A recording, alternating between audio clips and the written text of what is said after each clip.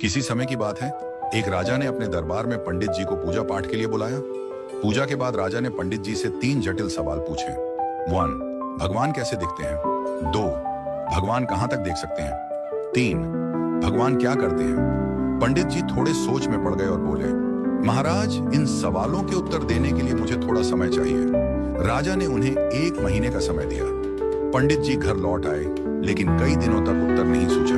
उनकी परेशानी देखकर उनका बेटा बोला, पिताजी, आप क्यों चिंतित हैं? पंडित जी ने उसे राजा के सवालों के बारे में बताया। बेटे ने आत्मविश्वास से कहा, पिताजी, आप चिंता न करें, मैं इन सवालों का उत्तर दूंगा। अगले दिन दोनों राजा के दरबार में पहुंचे। राजा ने पंडित जी से पूछा, पंडित जी, आपने मेरे सवालों के जवाब खोज लिए? पंडित जी ने कहा, महाराज, मेरे बेटे ने इन सवालों के उत्तर देने का जिम्मा लिया है। राजा ने पूछा, तो बताओ, पहला सवाल, भगवान कैसे दिखते हैं? पंडित जी के बेटे ने मुस्कुराते हुए कहा, महाराज, कृपया एक कटोरी दूध मंगवाइए। दूध लाया गया। लड़के ने उसमें अपनी उंगली डालकर घुमाना शुरू कर दिया। राजा ने चौंक कर पूछा, ये क्या कर रहे हो? लड़के ने शांत स्वर में कहा, महाराज, क्या आपको इस दूध में मक्खन दिख रहा है?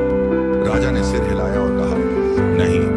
लड़के ने उत्तर दिया, मक्खन इस दूध में ही है, लेकिन उसे निकालने के लिए दही जमाकर मथना पड़ता है। ठीक वैसे ही भगवान हर जगह है, पर उन्हें देखने के लिए ध्यान, साधना और सेवा का मंथन करना पड़ता है।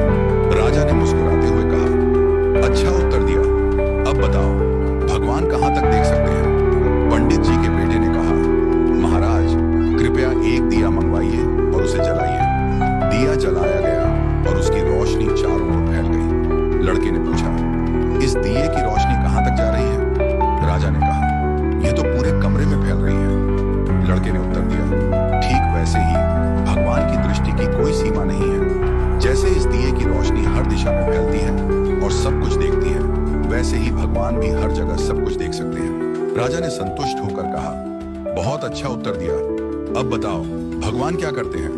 पंडित जी के बेटे ने मुस्कुराते हुए कहा, महाराज, कृपया कुछ देर के लिए अपना सिंहासन मुझे दे दीजिए और आप नीचे बैठ जाइए। दरबारियों में खुसर फुसर होने लगी, पर राजा को जिज्ञासा थी, इसलिए उसने उसे सिंहासन पर बैठने की अनुमति दे दी। लड़का सिंहासन पर बैठकर बोला, महाराज, अब देखिए, अभी तक आप राजा थे और मैं आपकी प्रजा था, लेकिन अब मैं राजा हूं और आप मेरी प्रजा हैं। यही भगवान की लीला है। भगवान जिसे चाहते हैं उसे ऊंचाई पर बिठा देते हैं और जिसे चाहते हैं उसे नीचे उतार देते हैं। यही उनका काम है। राजा यह सुनकर चकित रह गया। उसने पंडित जी और उनके बेटे की चतुराई की सराहना की और उन्हें ढेरों उपहार दिए।